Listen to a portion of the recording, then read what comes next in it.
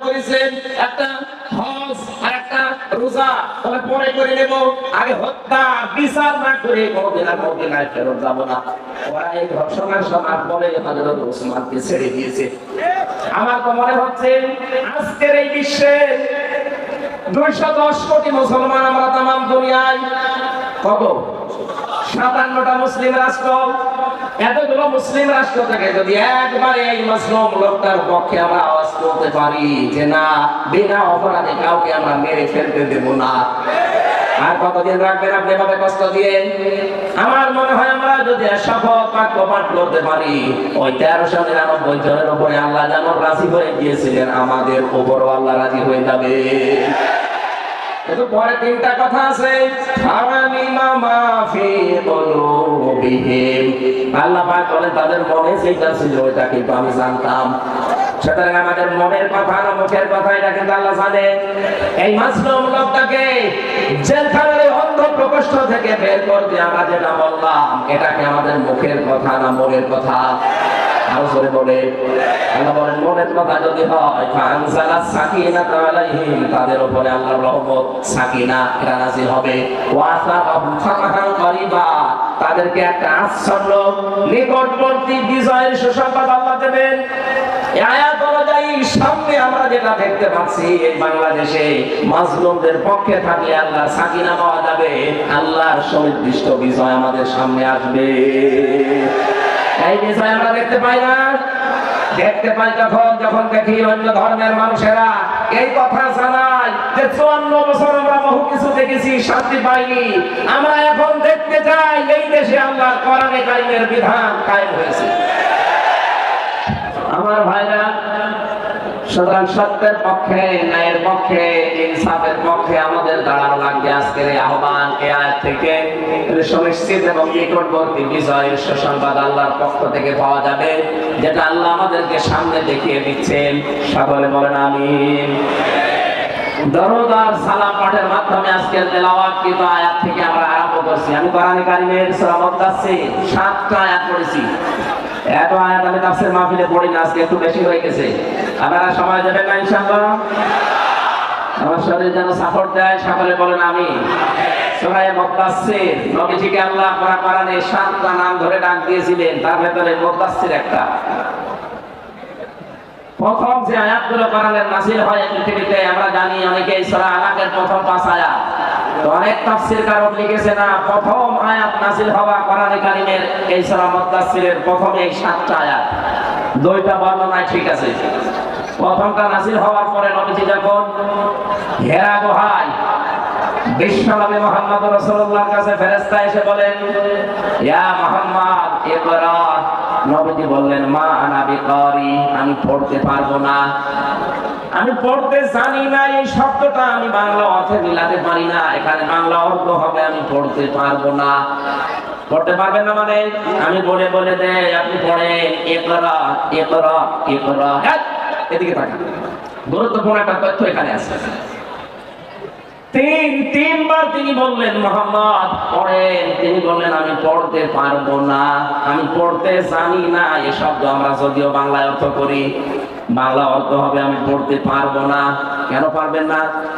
ফেরেশতা জিবরাইল চতুর্থবার যখন বললেন ইকরা বিসমি রাব্বিকাল্লাযী খালাক খালাকাল ইনসানা মিন আলাক ইকরা ওয়া রাব্বুকাল আকরামুল্লাযী আল্লামা বিল কলাম আল্লামাল ইনসানা মা লাম ইয়ালাম। জিবরাইলের পড়া শেষ, এটা তাফসীরে হাক্কানি থেকে বলছে। সঙ্গে সঙ্গে নবীজি আরম্ভ করলেন বিসমি রাব্বিকাল্লাযী খালাক। জিবরাইল জিজ্ঞাসা করেছিলেন, নবী হে মুহাম্মদ, 3 বার আপনাকে আমি বললাম পড়তে, আপনি পড়লেন না। এবার আমি 5টা আয়াত পরপর তেলাওয়াত করলাম, আপনি যে আরম্ভ করে দিলেন। নবীজি প্রশ্ন ছড়ে দিলেন, ইয়া আখি জিবরাইল, হে ভাই জিবরাইল, বারবার আপনি আমাকে শুধু বলেন যে পড়ো পড়ো পড়ো, আমি কি পড়বো? আমি তো জানতাম নামে পড়তে পারি না, আমি তো দরগার নামে দুর্গার নামে বাবার নামে পড়তে পারি না। যখন এই বলেছেন বিসমি রাব্বিকা, রবের নামে পড়েন, আমি কিন্তু আর দেরি করি নাই, এমনকি এক আয়াতও পড়ি নাই, সঙ্গে সঙ্গে আপনার সাথে আমি 5 আয়াত পড়েছি। জোরে বলেন আল্লাহু আকবার। এখান থেকে নবী কি তার উম্মতদেরকে কিয়ামত পর্যন্ত শিক্ষা দিতে চাইলেন, আমার উম্মতেরা পৃথিবীতে যদি লেখাপড়া করতে হয়, এই পৃথিবীর কারো নামে পড়া যায় সেই পড়তে হবে কার নামে? আরো জোরে বলেন কার নামে? ট্রাস্টে পড়া হয় কার নামে? বাংলাদেশে বহু প্রতিষ্ঠান আছে যেখানে আল্লাহর নামে পড়া এখন আরম্ভ হয়নি, যেখানে বাবার নামে পড়া হয়। আমরা যারা দায়িত্বে আছেন, শিক্ষা মন্ত্রণালয়ে যারা দায়িত্বে আছেন, তাদেরকে আমরা 96% মুসলমানের দেশে পদার্থ আহ্বান জানাচ্ছি, শিক্ষা ব্যবস্থা আল্লাহর নামে পড়া আরম্ভ করা লাগবে। আপনারা এই দাবির পক্ষে আছেন না? বলেন। শুনলাম 154টা এখনো পর্যন্ত এই দেশে মাদ্রাসা লাইনে যারা আছে তাদের এই প্রতিষ্ঠানগুলো এখনো পর্যন্ত কার্যকর ভূমিকা যায়নি। বিশেষ করে শিক্ষার দায়িত্বে যারা আছে আমার ভাইরা, ধর্ম উপদেষ্টা হিসাবে যিনি এখন দায়িত্বে আছেন ডক্টর রাফামা খালিদ সাহেব, উনি অলরেডি বাংলাদেশের মসজিদের খতিব, ইমাম এবং মুয়াজ্জিনদেরকে সরকারিভাবে, বিশেষ করে পশ্চিমবঙ্গের মতো তাদের ভাতার ব্যবস্থা অলরেডি করছে। এটা যদি কায়েম হয়, এই দেশে যতগুলো প্রতিষ্ঠান আছে, বিশেষ করে বাঁকা চোখে দেখা হয় যাদেরকে আল্লাহর নামে পড়ানো হয়, এই জন্য বাঁকা চোখে দেখা হয়। 96% মুসলমানদের দেশে আমরা আহ্বান জানাবো এইগুলো তাড়াতাড়ি কলেজের মতো কেন্দ্রীয়ভুক্ত করা হোক, সরকারিকরণ করা হোক, এটা আমরা চাই না। তাহলে তখন এই 2 টাকা 5 টাকার জন্য আপনার পেছনে ঘোরা লাগবে না তাদের। নবীজি বললেন, জিবরাইল বারবার আমাকে বলেন যে পড়ো পড়ো পড়ো। আমি পড়বো কি? যখনই বলেছে বিসমি রাব্বিকা, রবের নামে, তখন আমি আর দেরি করি না। সুতরাং আহ্বান জানাবো আমাদের ছেলে মেয়ে যাদের আছে এইরকম প্রতিষ্ঠান, যেখানে পাবেন অন্তত 3 থেকে 5 বছর আপনি ছোটকালে তাদেরকে কোরআনের সাথে সম্পৃক্ত করার জন্য পড়াবেন।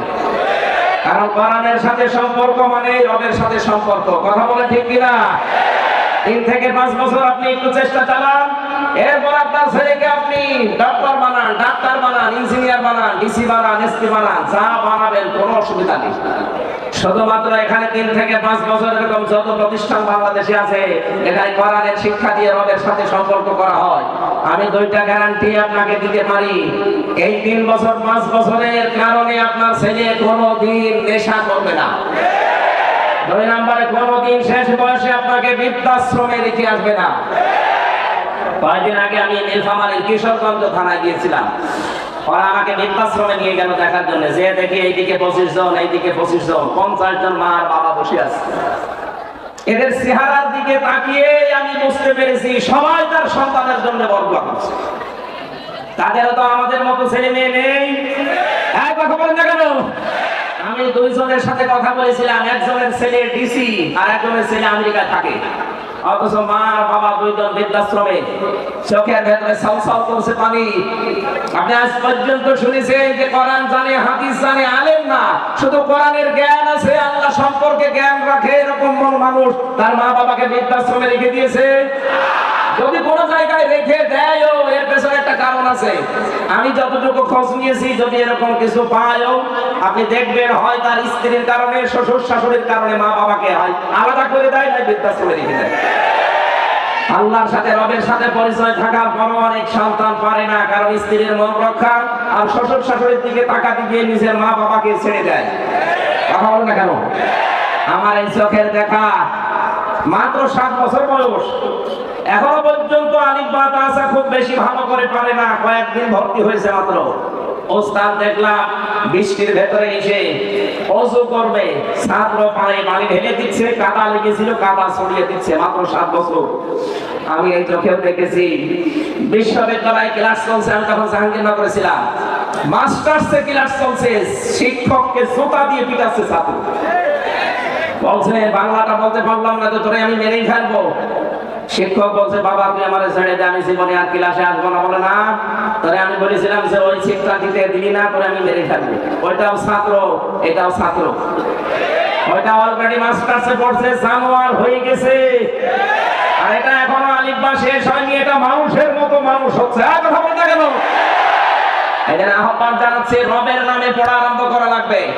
রবের সাথে আমাদের পড়ার পরিচয় নেই, এই জন্য আমরা অনেক জায়গায় যাওয়ার পরেও দেখি না কাঙ্ক্ষিত মানের মানুষ আমরা হতে পারছি না। এই জন্য ইন্নাল্লাযীনা আমানু ওয়া আমিলুস সালিহাত সারা জীবনে আয়াতের ব্যাখ্যা শুনিয়েছে, যারা ঈমান আনে আর নেক আমল করে না। সালেহ শব্দের শাব্দিক অর্থ শুধু নেক নয়, শুধু সৎ নয়, সালেহ মানে যোগ্য। সালেহ মানে কি? আমরা যারা বলি আল্লাহর আইন চাই, সৎ লোকের শাসন চাই, সৎ হওয়া লাগবে এবং লোকটাকে যোগ্য হওয়া লাগবে।